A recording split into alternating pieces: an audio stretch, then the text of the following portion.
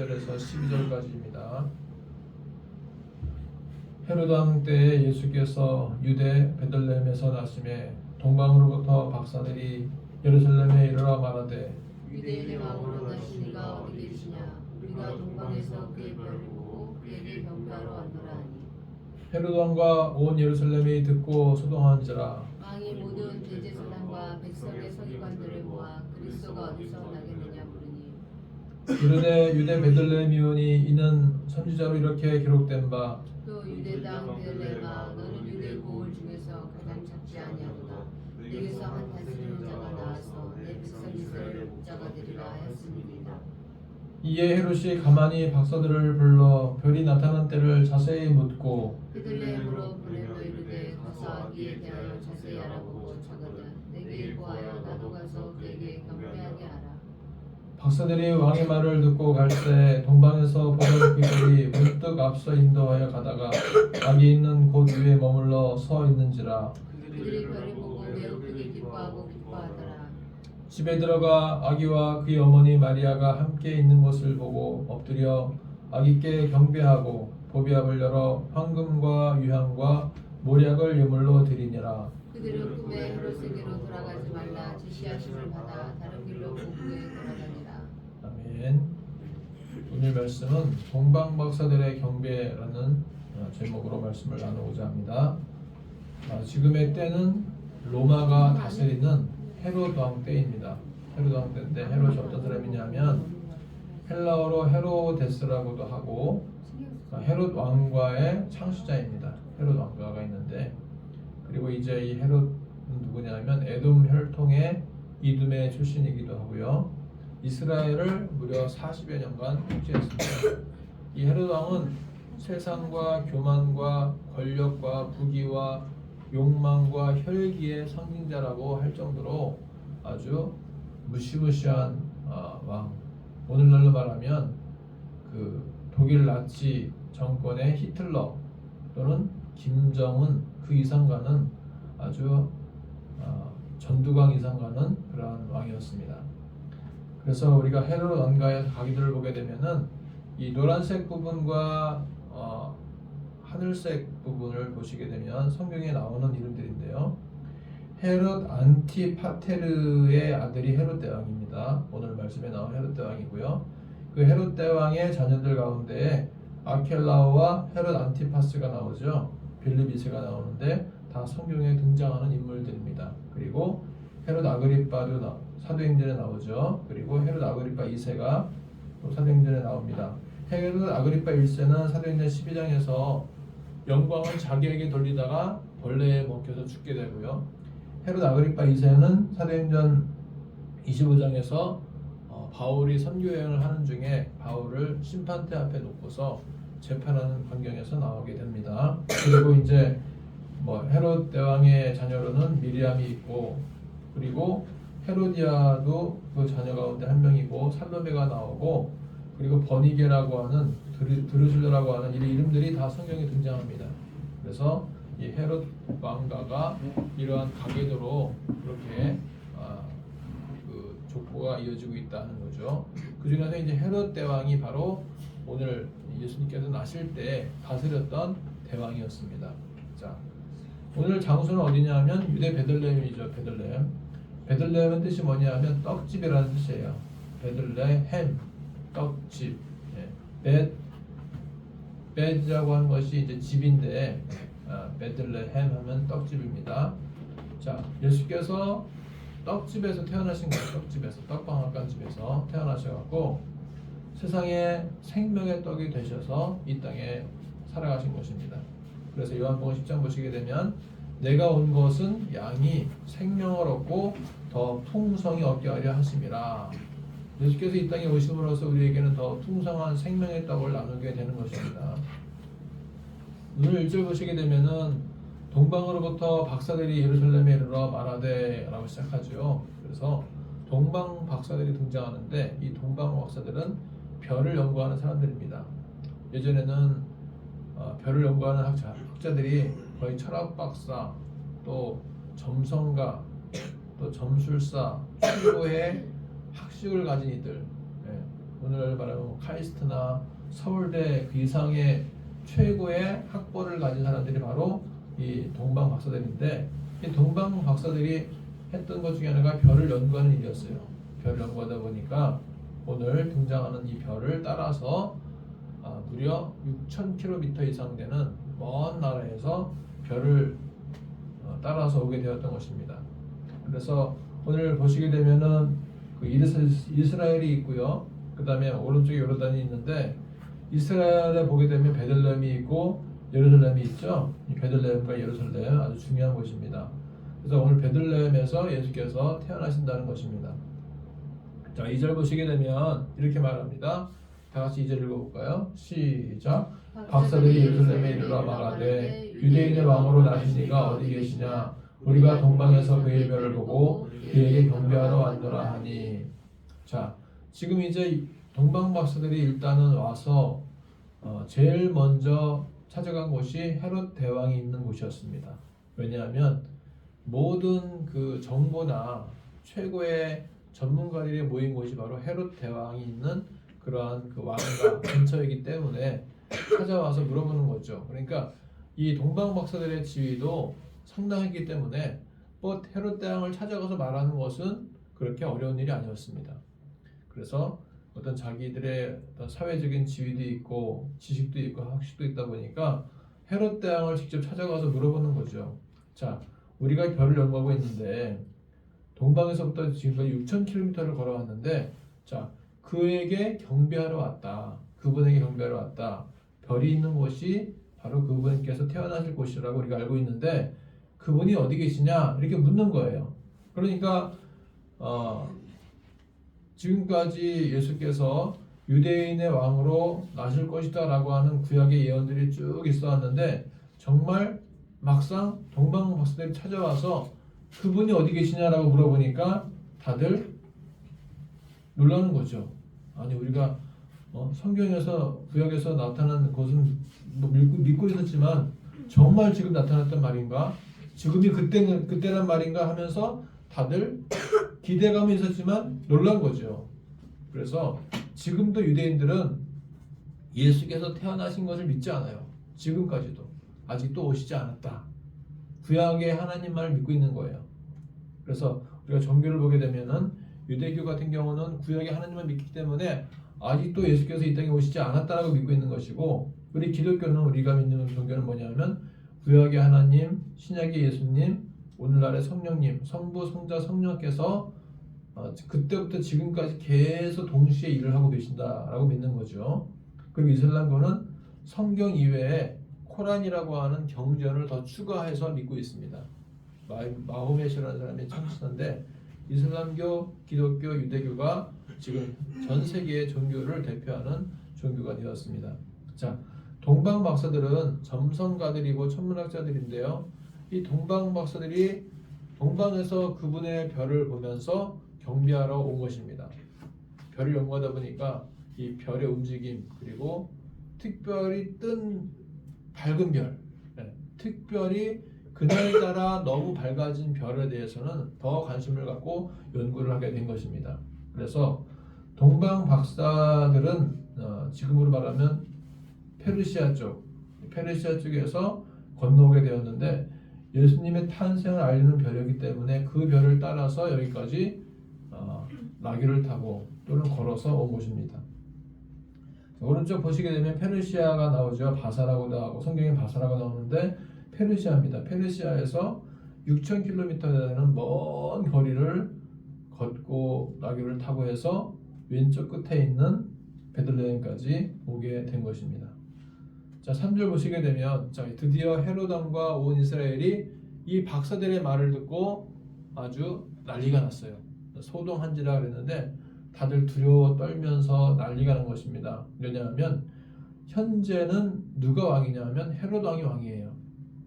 헤롯이 유대인의 왕으로 군림하고 있어요. 그런데 유대인의 왕으로 오신 이가 어디 있느냐라고 물었을 때 너무 놀란 거죠. 나 말고 또 누가 있는 왕인가 하는 거예요. 지금 이제 대한민국의 윤석열 대통령이 근무하고 있는데 갑자기 누가 찾아와서 뭐 수염 기르고 머리에 삭가 쓰고 누가 몇 사람이 찾아와갖고 이 대한민국의 대통령 지금 또 어디 있냐고 물어보게 되면 윤석열이 어떻게 반응할 것 같아요?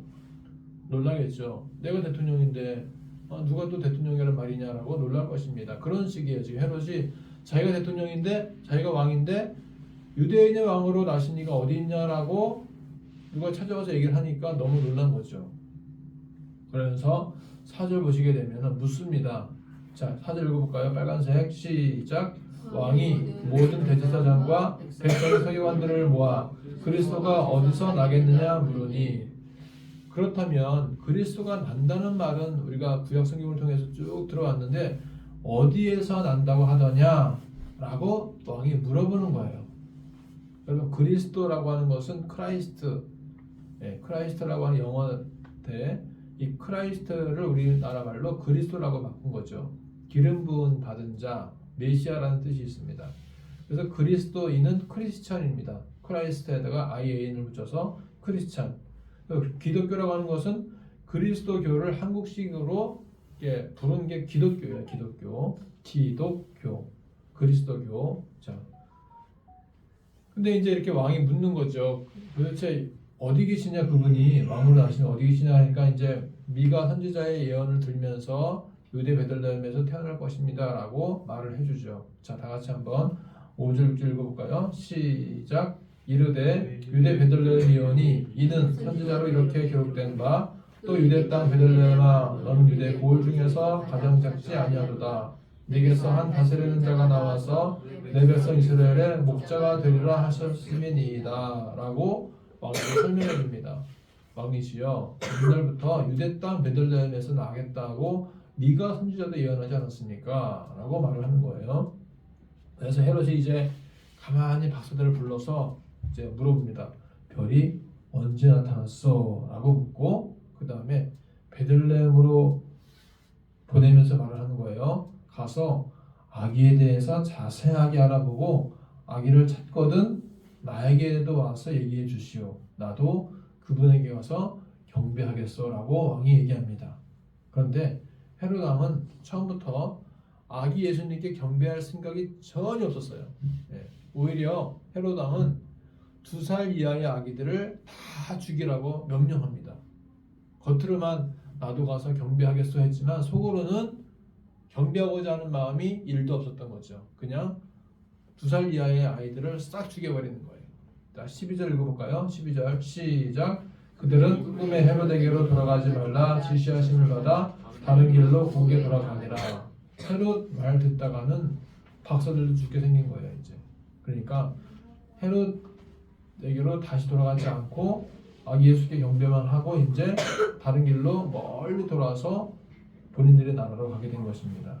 자, 10절 보시게 되면 헤롯이 아기를 찾아 죽이려 하니 그랬습니다. 그래서 16절 보시게 되면 헤롯이 이제 박사들에게 속은 줄 알고서 너무 노해서 화가 나서 베들레헴 그 근처에 있는 모든 사내 아이를 그때 기준으로 해서 2살 아래로 다 죽여라 라고 명령을 내립니다. 얼마나 이 무시무시한 왕이에요. 누구랑 비교할 수 있어요? 오늘날 비교가 되지 않는 아주 끔찍하고 악독하고 악랄한 왕이죠. 헤롯은 유대인의 왕으로 나시니가 어디 계시냐라는 박사들의 말에 혼미백산해서 시끌시끌하고 난리가 났었는데 처음부터 헤롯은 아기 예수님의 탄생과 그분의 유대인 왕으로 나신 것에 대해서 별로 기뻐하지 않았습니다. 겉으로만 경배하러 가겠다라고 말을 하는 거죠. 겉으로만 경배하겠다. 우리의 예배, 우리의 경배, 예수님에 대한 이 축하는 겉으로만 하면 하나님이 기뻐하시지 않아요. 겉으로만. 정말 예수님의 탄생을 축하하는 마음으로 축하를 해야지 그냥 겉으로만 나 축하 이렇게 한다라고 하는 그런 것은 하나님이 기뻐하지 않는다는 거죠. 그러니까 아기에 대해서 자세히 알아보라 라고 하는 왕의 말도 사실 거짓이고 다 자기 체면에서 하는 말이에요. 헤롯 왕은 아기 예수께 경배하려는 마음이 없었던 것입니다. 헤롯의 거짓말 때문에 주의 사자가 꿈에 자세하게 알려주어서 이제 동방박사들은 아기 예수님을 안전하게 이제 피신할 수 있도록 그렇게 도와주게 됩니다. 자, 11절 보시게 되면은 동방박사들 드디어 아기 예수께 황금과 유향과 모략을 예물로 드립니다. 황금은 뭐냐 하면 메시아를 상징하고 예수님의 왕권을 상징합니다. 유향은 뭐냐? 향내하는 말씀을 상징하고 예수님의 신성을 상징하고요. 모략은 제사장을 상징하고 예수의 죽음을 상징합니다.